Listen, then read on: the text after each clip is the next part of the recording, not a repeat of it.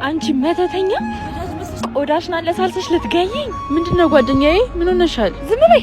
አሁንማ ጉድሽ በአደባባይ ተጋለጠ። የምን ጉድ ነው? ተረጋጊ እንጂ። አንድ ፖፖ ላይ እንቀመጥ የምትሉ ሰዎችማ ይሄ አያምርባችሁ። ምንድነው? ተው እኔ ነኝ መሀይሟ። እህቴ ናት፣ ጓደኛዬ ናት፣ አብሮ አደጌ ናት ብዬ ባስጠጋዋት ልትገለኝ። ምን ይሁን ብዬ? የትኛው ስኬትሽ አጓግቶኝ? ለምን ብዬ ነው አንቺን ማስገድልሽ? ቆይ አንቺ በምን አውቀሽ ነው እንደዚህ የምትያል? በሃይማኖቴ ነው። ሴጣን ከውስጤ ለፍልፎ እና ሴጣንን አምነሽ አብሮ አደግ ጓደኛሽ ጋር ትጣያለሽ? ሲጀመር ሴጣን የውሸትና የሐሰት አባት እኮ ነው። ስለዚህ በመካከላቸው ያለውን ፍቅር አይቶ ቀንቶ ሊያጠፋው እኮ። አይገባሽም እንዴ? ምንድነው ችግር? ቆይ እኔ እኮ ቪዲዮ አለኝ። እኔማ እግዚአብሔር ስለሚወደኝ እንደው አተረፈኝ።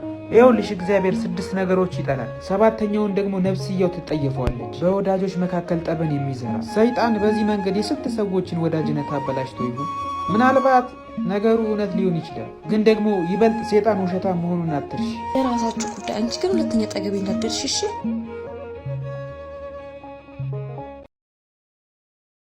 አንቺ ሞት እምቢ ያለሽ ሴትዮ፣ ያገባሁት እኮ ልጅሽን ነው እንጂ አንቺን አይደለም። ለምን ወይ ወደ መቃብር ወይ ወደ ቤትሽ አትሄጂልኝም? እባክሽ ልጄ ክፉ አትናገሪ።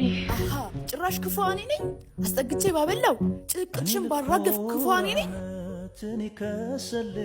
ሄይ ልጄ አትማረሪብኝ በኔ ምክንያቱም በእኔ ምክንያት የልጄ ትዳር ይበጠበጣል።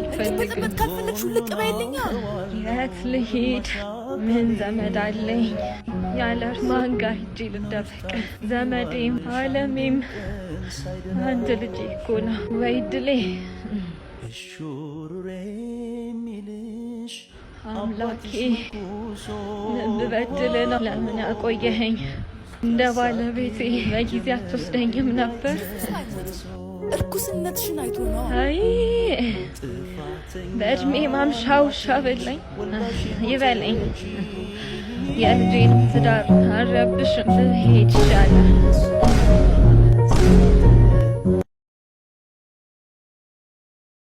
ይሄ ልጅ የት ነው የማውቀው? ዳኒ እኮ ነው። ሱስ ሳይበላው ሲጋራ መግዣ መለመን ሳይጀምር ጉስቁልና ሳያፈዛው የልብሱን መቆሸሽ ደንታ ቢስ ከመሆኑ በፊት ሰዎችም ሲጣራ ባልሰማ መሄድ ሳይጀምሩ ቃል አባይ ከመሆኑ በፊት ክብሬን ማለት ሳያቆም ለትንሽ ለትልቁ መላክ ሳይጀምር በፊት ቆንጆ፣ ተወዳጅ፣ ዘናጭ ነበር። ከጓደኞቹ በላይ ድምቅ ያለ ልጅ ነበር። ቆንጆ አማርጦ ይሰክስ ነበር። የጸጉሩን ፍሪዝ በመስታወት 10 ጊዜ ያየ 10 ጊዜ ያስተካክል ነበር። ህልመኛ ነበር።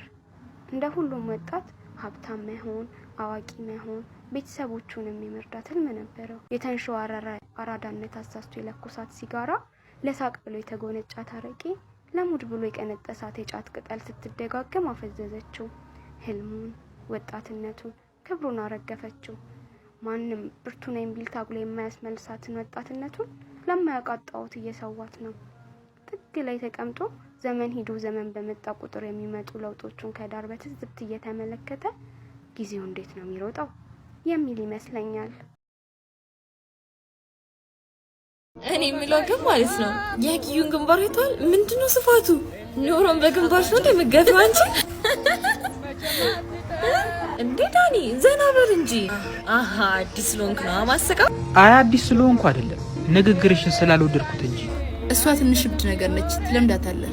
እንዴ ክፉ ነገር ተናገርኩ እንዴ? ቀልድ እኮ ነው። ምን መሰለሽ እሷ የረጅም ጊዜ ጓደኛሽ ናት። እኔ ደግሞ ዛሬ መጣሁ እና እሷን እያንቋሸሻትና እያዋረድሻት ወደኔ ስትቀርቢ ነገ እኔም የሷ ዕጣ ነው የሚደርሰኝ። ምክንያቱም ባለጌ የሚሰድበውን ሲጨርስ ወደ አንተ ይዞራል ይባላልና። ተው እንጂ ዳኒ፣ ቀለል አድርገው። እሷ ሁሌ እንደዚህ ስለሆነች እኮ። ይኸውልሽ ኪዩ፣ ውሻ እንኳን የሚቀርብሽ ለሌላ ውሻ በመታሳዩ ደግነት መዝኖች ነው። ውሻ እንኳን ሰውን በሌላ ውሻ ከለካ አንቺም ሰውን በሰው ለኪው። ሰው መሳይ ሾካኮች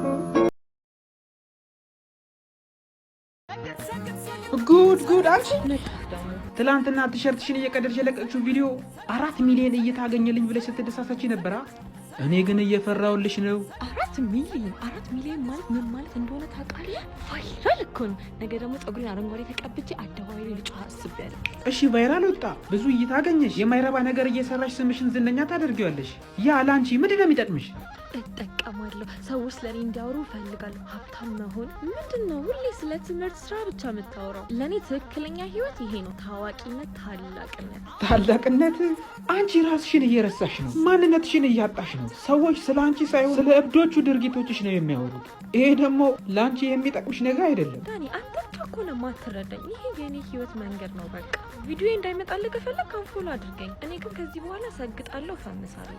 ይኸውልሽ መልካም ስም ከውድ ሽቶ ይበልጣል። ሰግጦ መፈመስ ደግሞ በርትቶ መስራት እንጂ ልጓም እንዳጣ ፈረስ ዝም ብሎ መነዳት አይደለም። ይህንን ነው አዶናይ እያስተማረው። ገደል ግባሽ።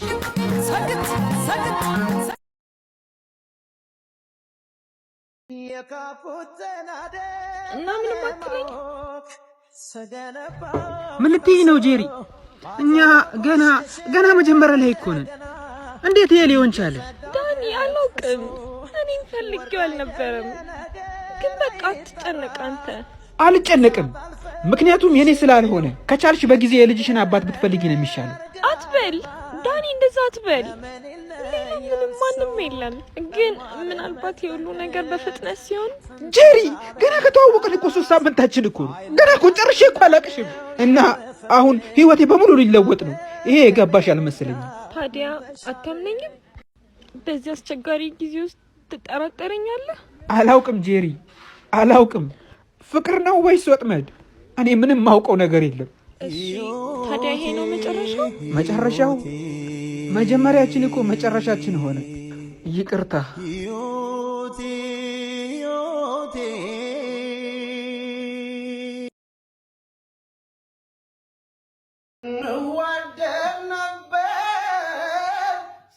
ጄሪ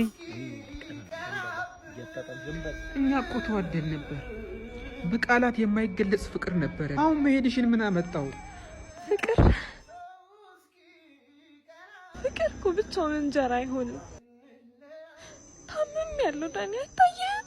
ቀጣይ የምንከፍለው ቤት ኪራይ እንኳን የለንም። እሞክራለሁ እኮ ሌት ተቀን እሰራለሁ፣ ግን ስራው በቂ አይደለም። እኔ ጥፋተኛ ነኝ። ፍላጎትሽን ማሟላት አልቻልኩም። ዳኒ አንተ ጥፋተኛ አይደለህም። ችግሩም አንተ አይደለህም። ችግሩ ይሄ እድላችን ነው። ታዲያ መፍትሄው መለያየት ነው? አብረን መታገል አንችልም? ካሁን በኋላ አልችልም። ለኔም ለወደፊት ህይወቴም ሌላ አማራጭ ልፈልግ ነው የሚሻለኝ። ይቅርታ፣ ያንተ ፍቅር በረሃብ ምክንያት ሞቶብኛል። እሺ እንደፈለግሽ በሄድሽበት ብቻ አንቺ ደስተኛ ሁኚ። የኔው ፍቅር ያንቺ ደስታ ነው። ተለየችኝ በክፉ ቀን በጎደሎ መዳኛዬ ማስረሻዬ ስጡኝ ቶሎ። ተለየችኝ በክፉ ቀን ከዚህ ቅሌታም ነውረኛ። ኧረ እትይ እግዚአብሔርን እንኳን ፍሩ።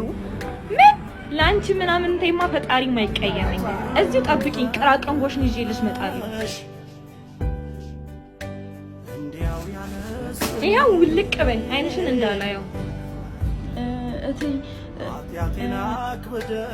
ምን አባሽ ቀረ?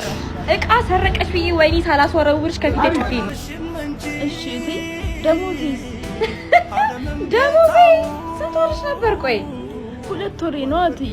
ስለዚህ የሰበርሽው ፌርሙስ ራሱ የ6 ወር ደሞዝሽ ነው። እሺ እንደውም መልስ አለኝ አንቺ ጋር እዚህ ከፊት ያውን አቅማጣው ሙድ ባሰኝ ተጎዳው ሰው የለኝ ምክንያት አጣሁለት በሕይወት መኖሬ።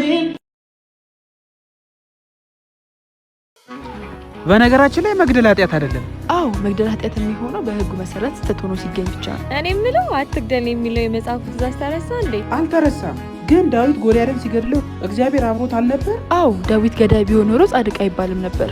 ስለዚህ መግደል በራሱ ኃጢአት አይደለም። ተሳስታችኋል። ዳዊት ጎልያድን የገደለው ለፈጣሪ ክብር በንጹህ ልብ ስለነበር ጽድቅ ሆኖለታል። ነገር ግን ዳዊት ኦሪዮንን ሲያስገድለው ኃጢአት ሆኖ ተቆጠረበት። ለምን ግን?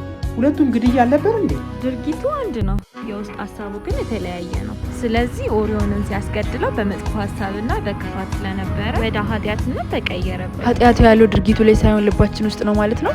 በትክክል እግዚአብሔር ቢመዝነን ድርጊታችንን ሳይሆን የልባችንን ሀሳብ ነው። ሰው ድርጊትን ያያል፣ ፈጣሪ ግን የልብን ያያል። አመሰግናለሁ።